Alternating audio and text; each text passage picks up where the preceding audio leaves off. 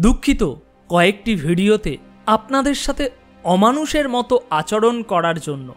আমি বাধ্য হয়েছি এমনটা করতে, কারণ আমার দেশ আমার পিতামাতার সমতুল্য।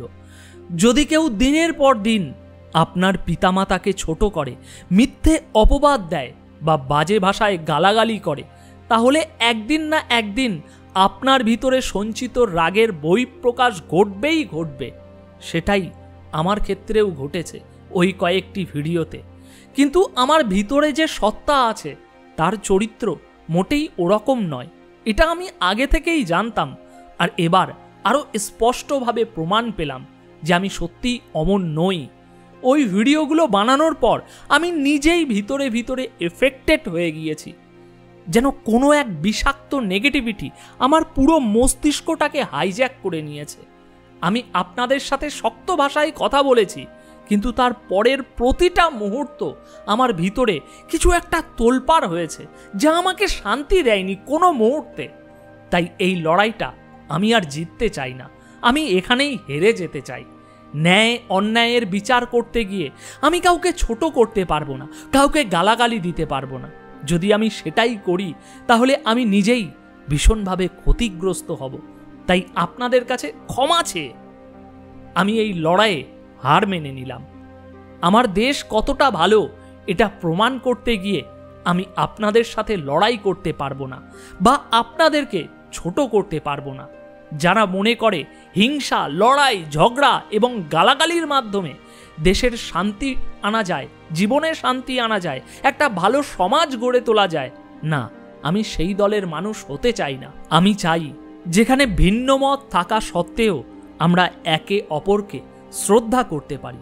আমি বিশ্বাস করি একটি শক্তিশালী এবং শান্তিপূর্ণ সমাজ গড়ে তোলার জন্য আমাদের মধ্যে সেই মূল্যবোধ গড়ে তুলতে হবে যা আমাদের সবার মধ্যে মানবতা এবং সম্মানকে অটুট রাখবে।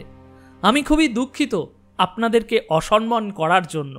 চাইলে এখনই আনসাবস্ক্রাইব করে দিতে পারেন আমার অপরাধের জন্য।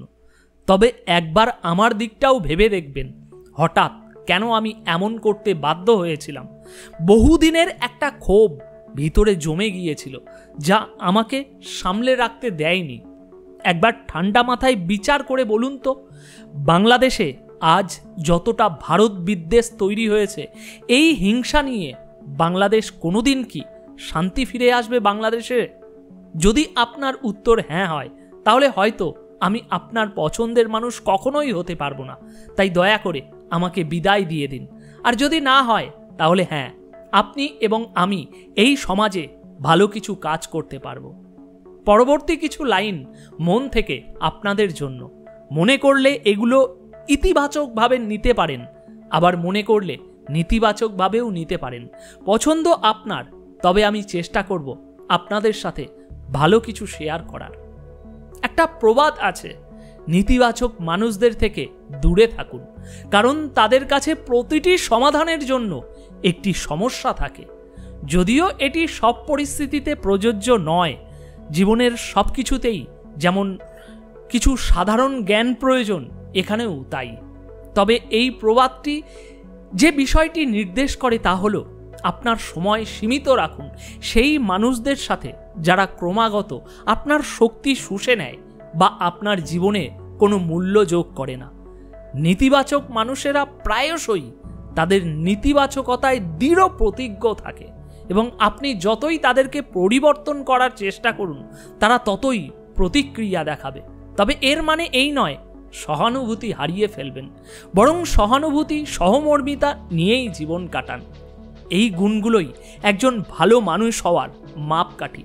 তবে মনে রাখবেন, আপনার জীবনকে সেই সব নাটক এবং নেতিবাচকতা থেকে মুক্ত রাখুন যা আপনার সত্যিকারের পরিচয় নয়। যদি কোনো নেতিবাচকতা থেকে কাউকে ফিরিয়ে নিয়ে আসতে আপনার চেষ্টা ব্যর্থ হয়, তাহলে আপনি নিজে সামনে এগিয়ে যান।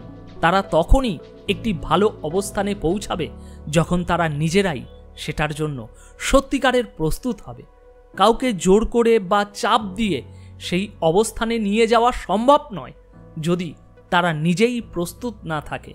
তাই তাদের নিজেদের গতিতেই আসতে দিন এবং আপনি আপনার যাত্রা অব্যাহত রাখুন। কোনো কিছুই আকস্মিকভাবে ঘটে না।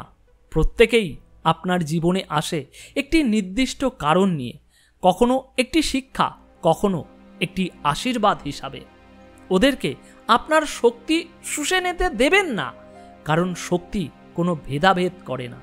যেমন আপনি যদি জিমে গিয়ে প্রতিদিন একই পেশিতে কাজ করেন, সেই পেশি শক্তিশালী হয়, ঠিক তেমনই আপনি যেখানেই আপনার শক্তি কেন্দ্রীভূত করবেন, সেটাই শক্তিশালী হয়ে উঠবে। একইভাবে যদি আপনি নেতিবাচক মানুষদের উপরে আপনার সমস্ত শক্তি ও মনোযোগ দেন, তবে আপনার জীবনও নেতিবাচকতায় ভরে উঠবে।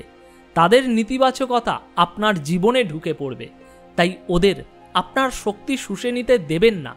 আপনার মনোযোগ রাখুন যা ভালো তার উপর, এবং তখন আপনি দেখতে পাবেন আপনার জীবনেও ভালো কিছু ঘটতে শুরু করেছে। যেমন যদি আপনি কাঁটা ঝোপে হাঁটেন, তাহলে কাঁটাই বিঁধবে। তেমনি যদি আপনি নেতিবাচকতার সাথে পথ চলেন, তাহলে নেতিবাচকতাতেই আচ্ছন্ন হয়ে যাবে আপনার জীবনটা। আপনি যা গ্রহণ করবেন তাই আপনাকে গ্রাস করবে। আপনি যা গ্রহণ করেন আপনি সেটাই হয়ে ওঠেন, এবং যাদের সাথে সময় কাটান তাদের মতোই হয়ে ওঠেন। আপনার বন্ধু এবং সহকর্মীর দল আপনার জীবনের একটি বড় অংশ। তাই এই বাছাই খুব সতর্কতার সাথে করুন। আপনার জীবনের সমস্ত বিষাক্ত মানুষদের ধন্যবাদ জানান। কেন বলছি ধন্যবাদ? কারণ তারা যদি আপনাকে সম্মান না দিয়ে থাকে, তাহলে তারা আপনাকে শিখিয়েছে কিভাবে অন্যদের সাথে আচরণ করা উচিত নয় এবং কিভাবে অন্যদের সাথে আচরণ করা উচিত। যদি তারা আপনাকে ছেড়ে চলে যেতে চায়, তাহলে তারা আপনাকে শিখিয়েছে কিভাবে এগিয়ে যেতে হয়। তারা আপনাকে অনেক শক্তি এবং একটি কঠিন চরিত্র দিয়েছে, যা আপনার হৃদয়কে আরও প্রসারিত করেছে। যদি তারা খারাপ ভাষা ব্যবহার করে, তাহলে তারা আপনাকে শিখিয়েছে কিভাবে সবসময় সুন্দর ও সম্মানজনকভাবে কথা বলতে হয় এবং কখনোই কাউকে অসম্মানজনক ভাষায় আঘাত করা উচিত নয়। তাদের আচরণের মাধ্যমে আপনি দুটি মূল্যবান শিক্ষা পেয়েছেন: সহানুভূতি এবং ধৈর্য। তারা যাই করুক না কেন, কখনোই তাদের আপনার সত্যিকারের সত্তাকে দমিয়ে রাখতে দেবেন না, বা আপনাকে সুখী এবং পূর্ণ জীবনযাপন থেকে বিরত রাখতে দেবেন না। কয়েকজন মানুষের জন্য আপনার সেরা হওয়ার পথে বাধা সৃষ্টি হতে দেবেন না। যা কিছু ঘটেছে তা আপনার সুবিধার জন্য ব্যবহার করুন। তাদের জয়ী হতে দেবেন না তাদের নেতিবাচকতাকে নিজের মধ্যে ধারণ করে। তাদের ওই বিষাক্ত শক্তি তাদের সাথেই থাকুক, আপনার জীবন থেকে তা মুক্ত করুন। তাদেরকে বলুন ধন্যবাদ, ধন্যবাদ শিক্ষার জন্য, ধন্যবাদ আশীর্বাদের জন্য, এবং ধন্যবাদ সেই শক্তির জন্য যা আপনাকে এগিয়ে যেতে সাহায্য করেছে এবং তাদের সঙ্গ চিরতরে ছেড়ে দিতে সক্ষম করেছে। আমি কৃতজ্ঞ সেই সমস্ত কঠিন মানুষের প্রতি যারা আমাকে শিখিয়েছেন আমি ঠিক কেমন হতে চাই না। আমি কৃতজ্ঞ আমার জীবনে আসা প্রতিটি মানুষের প্রতি যারা আমার জীবনের গঠন করেছে, যারা আমাকে শিক্ষা দিয়েছে এবং যারা সত্যিকারের আশীর্বাদ হয়ে এসেছে। তারা প্রত্যেকেই ছিল গুরুত্বপূর্ণ, কারণ তাদের সবার মিলিত প্রভাবেই আজকের আমিতে তৈরি হয়েছি। এখন আমি এমন এক প্রজ্ঞা অর্জন করেছি যা আমাকে সঠিকভাবে বোঝাতে সাহায্য করে কারা আমার জীবনে থাকা উচিত এবং কাদের থেকে দূরে থাকা ভালো, কারা আমার জীবনকে ইতিবাচক প্রভাব ফেলেছে এবং কারা সেই মূল্যকে কমিয়ে দিয়েছে। তাই নিজের প্রতি সৎ থাকুন এবং নিজেকে প্রশ্ন করুন, প্রতিদিন প্রশ্ন করুন, প্রতিটা কাজে প্রশ্ন করুন। আপনি কি আপনার চারপাশের মানুষদের উৎসাহিত করছেন নাকি তাদের শক্তি ক্ষয় করে দিচ্ছেন? আপনি কি তাদের জীবনে মূল্য যোগ করছেন নাকি তা কেড়ে নিচ্ছেন? মনে রাখবেন, নেতিবাচক মনোভাব নিয়ে ইতিবাচক জীবনযাপন কখনোই সম্ভব নয়।